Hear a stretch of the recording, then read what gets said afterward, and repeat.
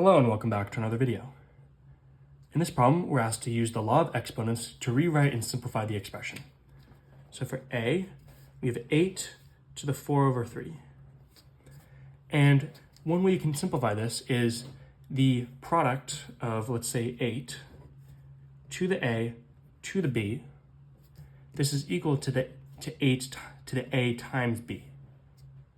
So here, if we can get two things that multiply to 4/3, we can do 8 to one of them to the other.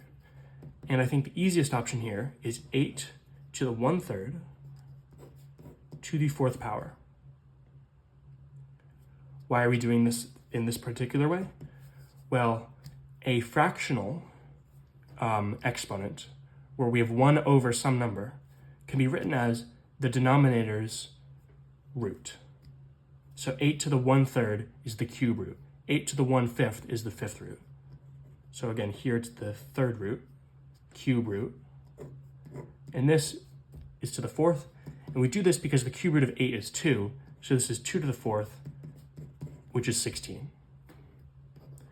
B, we have x times 3x squared cubed.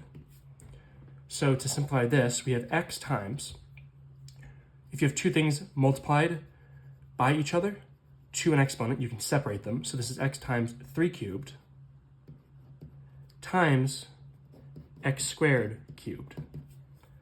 So let's just move this 3 cubed out front, right? That's 27 times x to the 2 to the 3.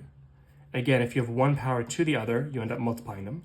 So this is x to the 2 times 3. So it's x times x to the 6th. And when you have two of the same base being multiplied by each other, you add the exponents, right? So x is equal to x to the 1. So it's x to the 1 plus 6, x to the 7th. So for these two expressions, a is equal to 16 and b is equal to 27x to the 7th.